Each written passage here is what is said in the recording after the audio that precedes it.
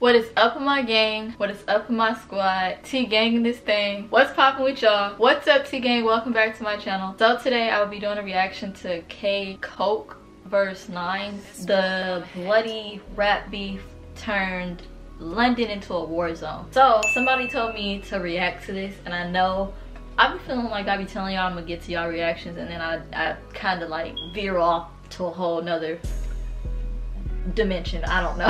Smash the like button, comment something you want to see below, and subscribe and click the bell and join the gang. If you're new, then definitely subscribe because we're going nowhere. But follow me on my social medias. Definitely follow me on my Instagram, __ is Tania's World. Follow me on my TikTok, it's Tania's World. We're gonna get to this reaction because I actually like learn about London, like the beefs and who don't like who. Cause I be like, I thought over here in America we get down crazy, but phew, I'm just learning about London right now. But I just in case I start veering off to the other parts of the world, they probably get crazy too. I shouldn't have said that. The victim concerned in this case, but we're gonna get to it. Freckleton, aka Nines. Freckleton is a well-known grime/rap artist who is considered to control drug lines across the country. Nina with a Nina, you batty boy. Whose Porsche is this? You batty boy. Storm busy, kill you. Yeah, man know who Koke is. Yeah. They face everything. There's youth I don't know who they are. Yeah. And they want to do something. 30 man can't Koke. Church road, crime scene, one order. Welcome back to Hut TV 416. In this video, we're going to take a look at the escalating beef between UK rappers Koke and Nines, a beef which is deeply rooted in street politics, and which has now turned the streets of northwest London into a war zone. Koke and Nines are some of the biggest rappers from the UK. Their songs and videos get millions of plays, and they have strong industry ties. Koke once being signed to Jay-Z's Rock Nation label, and Nines routinely bringing celebrities to his hood, including rapper Tory Lanez and boxer Anthony Joshua. Yo, we at right now? We out here in Church. Y'all know what it is. Shout my niggas Nines. We all the way out here in London right now. Y'all niggas know it's good, huh? But both rappers have also routinely had their shows cancelled due to security concerns. For example, Tory Lanez once tried to bring Nines out to a UK festival named Wireless, but police denied Nines entry due to security reasons. Koke would also say in interviews that the police would routinely call venues he was scheduled to perform at and tell the owners to cancel his shows, or else they wouldn't provide security. This is because, in addition to being successful rappers, Nines and Koke both have deep street ties, Nines being from Church Road and Koke being from Stonebridge. Church Road and Stonebridge are notorious estates located in northwest London, and have been engaged in a decades-long war with each other, a war which has seen dozens of shootings and murders. Okay, I just have a question. Are we gonna find out why they got a beef? Because this seems very vicious, and this seems very personal, and I want to know why they don't like each other. Including of close friends and family members of both rappers. But this war has recently escalated after some very high-profile incidents. In summer 2019, Nines was brutally attacked after two rivals from Stonebridge chased down his Porsche and then brutally stabbed him in the face. A video later surfaced on social media showing Nines collapsed behind a row of townhomes, injured and covered in blood. The attackers themselves also filmed the aftermath of the crash scene. In the video, you can see Nines' damaged Porsche and the attackers screaming out Stonebridge while showing the phone they had taken from Nines. They even tagged their IG handles on the incriminating video as a badge of honor, showing to the world that they finally got one of their top ops. One of those attackers, a man named Top Shot AR, even dropped a super disrespectful diss track afterwards called I See You Cry. This is an obvious play on words, as Nines has a well-known song titled I See You Shining. After the attack, Nines would disappear from social media, as it was rumored that the stabbing had cut into some of his jaw muscles, impacting his ability to talk, and leading people to question if Nines' rap career was over. But the attack on Nines, one of the biggest UK rap. Boy, let me tell you. The reason why I'm filming all these videos for y'all is because I'm about to get my wisdom tooth pulled. Just imagine. You can't really talk when you got gauze in your mouth from getting your wisdom tooth pulled. Just imagine if you get stabbed in your face and you don't know if you're gonna be able to talk anymore. I'd be like, oh yeah, call everybody, we about to go find who did this. You stabbed me in the face, and then I don't know if I'm gonna be able to rap anymore. And a man with deep street ties sent shockwaves through the streets of northwest London, and even had the newspapers anticipating a gang war. In this video, we're going to get into all of this. But before we do that, I'd like to first ask you to please comment, like, and subscribe. It actually helps push this channel. and ensure more content in the future. Nines was born Courtney Freckleton in 1990 and grew up in the infamous Church End estate in northwest London, more commonly referred to as Church Road or Ice City. As a HUD, Church Road has been active for decades and is home to the Church Road Soldiers, Crime Scene Boys, and Ice City Boys, which are terms used interchangeably. Nines grew up with at least 2 older brothers, including the Church Road legend known as Zeno, or Brand Zeno. In interviews, Nines would say that he avoided rapping as a teenager because he was too busy focusing on hustling, something he would be charged for multiple times. But Nines would eventually form part of a now popular rap collective from Church Road, known as the Ice City Boys, or ICB for short. Other well-known members of ICB, and close friends of Nines, include Scraps, Keys, and trap star Toxic, many of whom will pop up later in this video. But, because Church Road is an active HUD, they've had a lot of problems with other HUDs in northwest London, including Stonebridge, which is where Koke is from. Koke was born Kevin Giorgio in 1985, and grew up in the infamous Stonebridge estate in northwest London. In a recent interview, Koke explains that both he and his younger brother grew up as some of the only white kids in Stonebridge, but that his dad and uncles had a reputation on the estate which the brothers benefited from, and also contributed to as problem kids who raised hell. Like Church Road, Stonebridge would also have many local groups emerge from the area over the years, including the Thugs of Stonebridge, or TOS, and the group Koke belongs to, known as USG, which stands for Unfortunate Souls Grieve. However, Stonebridge would see a lot of inner politics between some of these groups, and those politics would periodically result in violence. But Stonebridge has been at war with Church Road for decades, and this war has no end in sight. At one point, around the mid-2000s, local police even considered Stonebridge a no-go zone, because of the levels of violence on the estate, a place where it was said the law of the jungle applies. There was a lot of stuff that happened there. Police couldn't really go through there. It was just one of those places you just couldn't go. Before discussing the beef between But Nines and Koke, we have to first understand the beef between Okay, let me clear that up before somebody be like, not everybody from London gotta have an accent. I know not everybody from London has to have an accent, but it's just odd because most of the people I meet or have talked to from London have accents, so it's kind of odd that he don't have an accent. That's why I didn't think, when they first showed him in the beginning of the video, I didn't think that he was gonna have problems with the dude Nines. Road and Stonebridge. The Church Road and Stonebridge beef is much bigger than either rapper, but it's the root cause of why Koke and Nines have been dissing each other for almost a decade. It's also real street beef, not like the fake East Coast versus West Coast beef that the American media created in the 1990s in order to sell more records. Even though the beef between Okay, now I don't know if that's true or not, but I was gonna say don't say that my freaking man, if I was old enough, Tupac would be my husband. And I'm one of them people. I feel like I said this in a video before. I am one of them people on this planet that still think Tupac ain't dead. And I think the reason why I believe he ain't dead is because I really believe that if I ever seen this man, I would become Mrs. Shakur in a second. Look, Tupac don't do no fake stuff. He don't do no fake stuff. Don't talk about my husband. Nah, I'm playing. Because I ain't gonna lie, freaking finding out A$AP Rocky and got Rihanna pregnant, that really crushed my soul. That crushed my spirit so much. I was sad for a couple hours. But don't talk about Tupac now. Don't do that. I don't even know how I started talking about A$AP Rocky. Road and Stonebridge has existed since the 90s. Oh, we're going to start in the year 2002 for the purposes of this video. In 2002, there was a crazy series of shootings between the two rivals. These events involved Nine's older brother, Zeno, and Zeno's best friend, a man named Cash, the person who reportedly started the whole Crime Scene Boys movement in Church Road. Zeno and Cash would also become infamous for what they allegedly did during this time. This is what happened. In 2002, a man from Stonebridge named Shorty reportedly shot Cash in the face. Cash and Zeno then allegedly went looking for Shorty, and would catch him, of all places, at a club concert promoting anti-gun violence in the black community. It's reported that, after entering the club, Cash ran up the stairs and ambushed Shorty, shooting him in the back of the head, before Cash and Zeno both continued shooting him, while Shorty lay on the dance floor. It's reported that the pair also allegedly killed another person from Stonebridge who was in attendance, a man nicknamed Dance Man. The infamous snitch, Spider, who Koke talks about on many tracks, would later cooperate with police, and point the finger at Zeno and Cash for killing Shorty and Dance Man.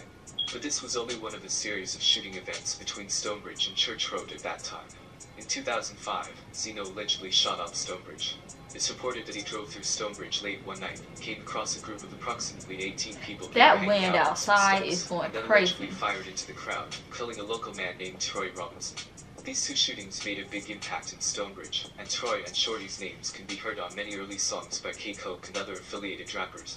But Zeno had become such a problem for his enemies that Stonebridge eventually hunted him down. In April 2008, Zeno was at a barbershop, waiting for his cousin to get a haircut, when a man linked to Stonebridge, named E1, ran into the shop and shot Zeno in the head, killing him. E1 and his co-accused in the case, Richie Boo, were both charged and convicted for killing Zeno. The police considered it a revenge attack for Shorty and N's man, and both men were handed lengthy prison sentences. Cash and Zeno had already both been charged for the deaths of Shorty and N's man. But after Zeno died, Cash faced trial alone.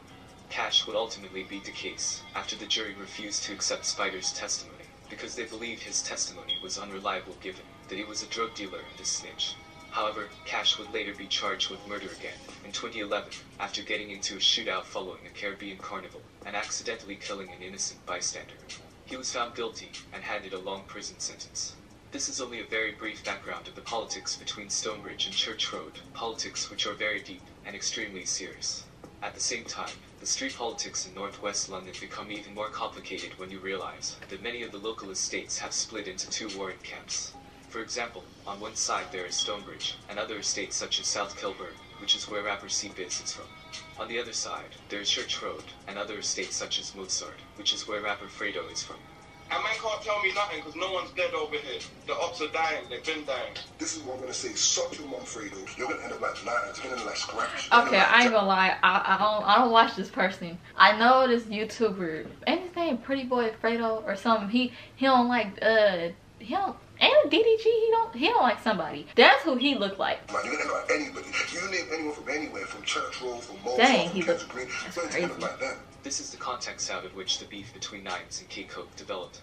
The first publicized incident involving Koke and Nines happened around 2010, when a group of youths from Church Road ran up on Koke at a barbershop. The incident was caught on tape, and you can see Koke stand his ground before the youths rushed at him. What? 30 man, Koke, Church Road, crime scene, one order. Yeah, 30 man. What? What? Koke was left unharmed, but the youths got a hold of his jacket and began pouring beer on it as a sign of disrespect, while also saluting Zeno, who had himself been killed by Stonebridge while at a barbershop. The road is cold. The road is cold, fam. You gotta left your coat today. Yo, they bring some juice. What's that Koke's cold? Zeno Z. That Koke's cold. I should not take Koke. Church Road. You know how it goes. Koke would later address the barbershop incident in his music. He would say that he didn't deal with the youths, or have anything done to them afterwards, because he had bigger business to attend to. This explanation was actually based in some truth, as around this time Koke would sign a record deal with Jay-Z's Rock Nation. A deal That's what I was thinking. Freaking Jay-Z probably gotten hit, well, not gotten his head like that, but probably gotten his head to make him not want to react, or like flip with like the first reaction that comes to his mind. Well, shoot, if they still got beef, and he had just got signed to Jay-Z, I'm pretty sure if he didn't have Jay-Z with him or whatever, North London probably would be a little bit crazier than what they already saying in this video. Dies by getting arrested, though ironically he would later be arrested for attempted murder in an unrelated incident and still be dropped by Rock Nation. Oh god, you still screwed up. Quickly addressed the barbershop incident on his breakthrough Trapper of the Year. Koke dropped a song called Lay Down Your Weapons, and Nines would address the barbershop incident by saying, quote, "Niggas violate the ting. No, I'll spray them in a second. If I had a record deal, I still ain't laying down my weapon, pussy." This was a direct shot at Koke, and one of the first times the two rappers would go at each other over the music. Koke eventually responded to the subliminal with an entire diss track aimed at Nines, called Listen Little Man. On this song, Koke would say that he only told the kids to lay down their weapons, and that he still had his. He would also ask Nines where his weapon was after his brother died, implying that Nines didn't avenge Zeno's death. But the most quoted line from this diss track was when... It's always that one person that freaking died that I don't ever catch died the first time. So you mean to tell me that this boy Nines got a brother that got killed? Oh, he disrespectful. I ain't gonna lie, when I do reactions like this, I be putting myself in certain situations and then I get more mad as I'm thinking about myself in that situation, because that ticked me off. Koke said, quote, "Your brother died in 06. The dickheads in the hut giving out turkeys." This line refers to an early video Nines put out before his rap career took off, where he was handing out turkeys to residents of Church Road. In a recent interview, Nines would himself say that, before his career took off, and while in jail, people would come up to him and refer to him as the Turkey guy, instead of as Nines the rapper. But that's what's mad. I wasn't even known as Nines at that time. The whole jail's just calling me the guy that gave out turkeys. Oh yeah. Yo, that's the guy that gave out turkeys. That's the guy that gave out turkeys, man. However, on the same diss track, Koke would make a reference to a chain snatching incident involving Nines.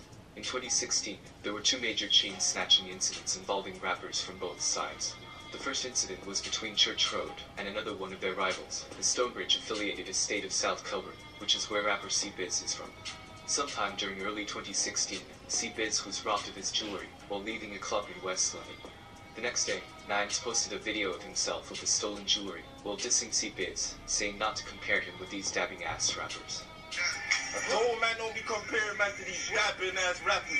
Tell your guy come get your this is the old version again, this ain't a new plate. Don't get that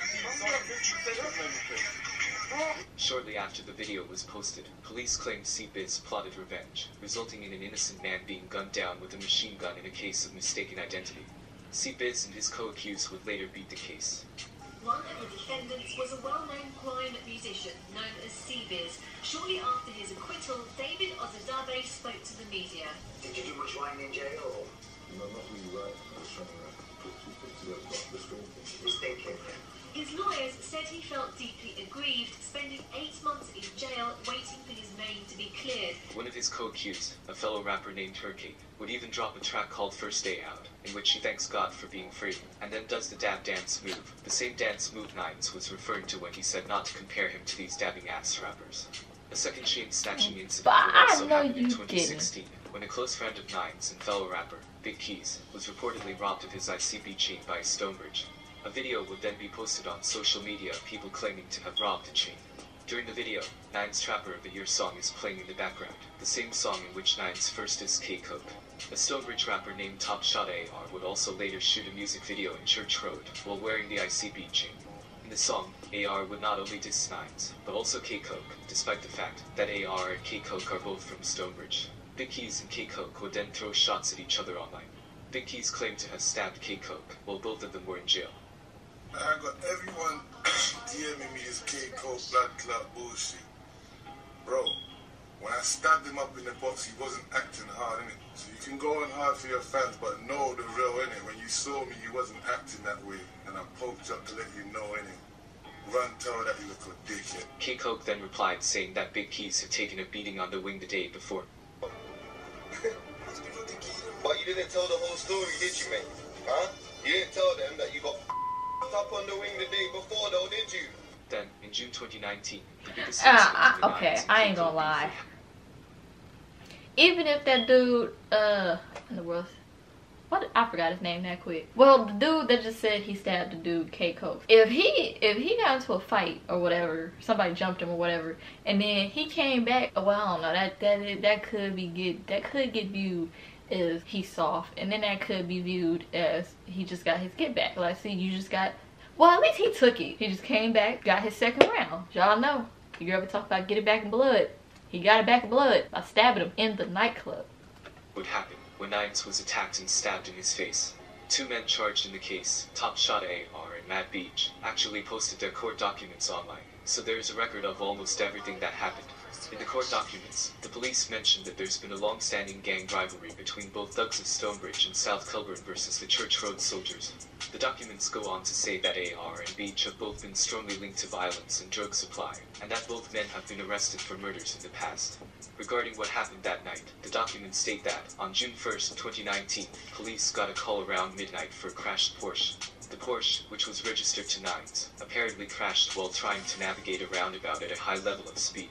A taxi driver who witnessed the crash I ain't gonna lie, them streets chased in freaking London, that don't be no joke. A Ford Focus, which police later said was rented by AR. The taxi driver also claimed to have seen both Nines and his passenger armed with guns. After the crash, Nines and the passenger reportedly ran away, before Nines was picked up by a passing BMW. Nines claimed that the driver of the BMW was a fan who had recognized him, and stepped in to help. The BMW was then chased by the same Ford Focus. Wait, what? Did he just... I know this boy did not just say that a fan stepped in to help. That's what you call deserving VIP tickets. they deserve some VIP tickets. If they stepping in to help you, I don't care what nobody say. I had to sit there and really think about that fan deserves some VIP tickets, or freaking behind the scenes of a music video, or backstage passes. They need something. Car crash. Sometime during this sequence, both Nines and the driver of the BMW would be attacked with knives and sent to hospital with serious stab wounds. The paperwork reported that Nines received significant life-altering facial injuries and scarring to the right side of his face.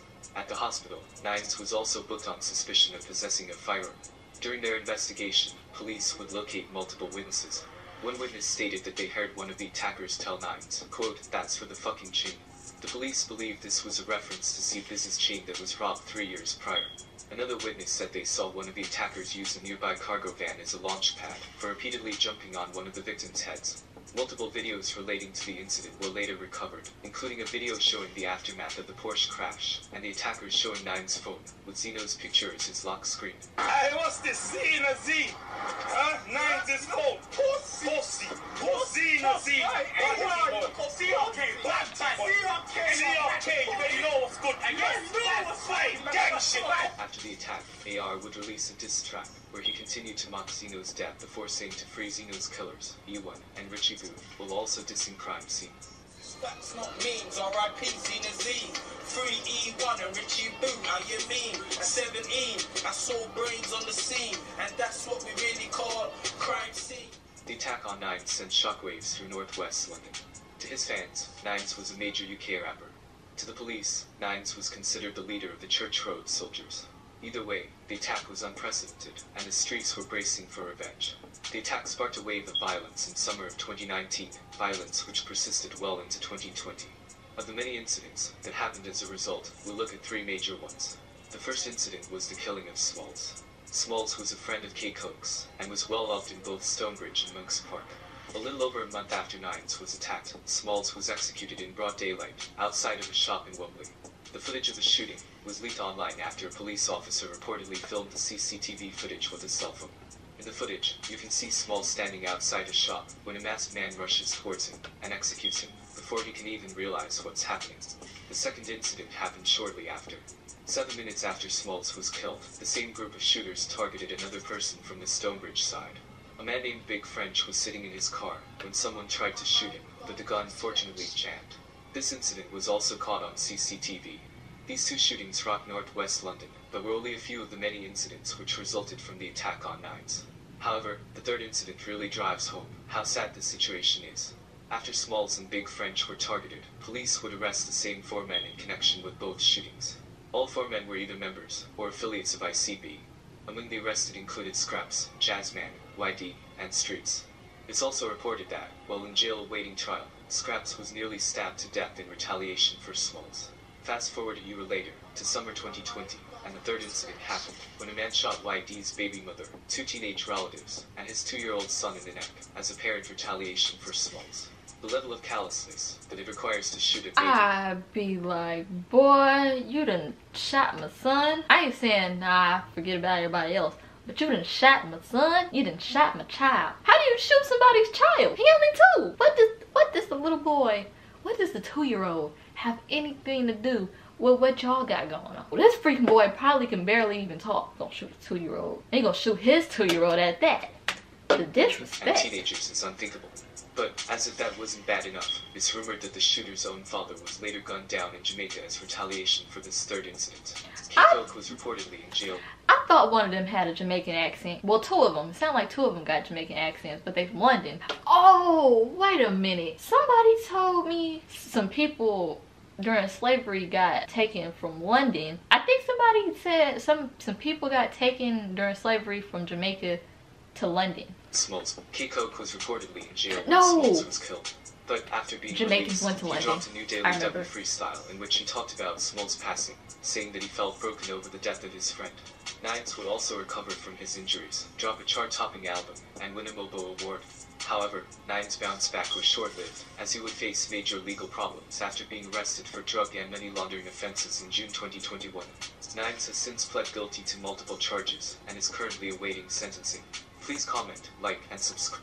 Dang. I want to know more about K Coates? Like, did he do good stuff? We know Nines to serve turkeys to people of Churchill, but I don't really like, besides K Coates being signed to Jay-Z, like, what else did he do? Let's say K Coates did more stuff than Nines. It don't look like it. Like, what did you do, K Coates? Smash the like button, comment something you want to see below, and subscribe and click the bell and join the gang. If you're new, then definitely subscribe because we're going nowhere but up.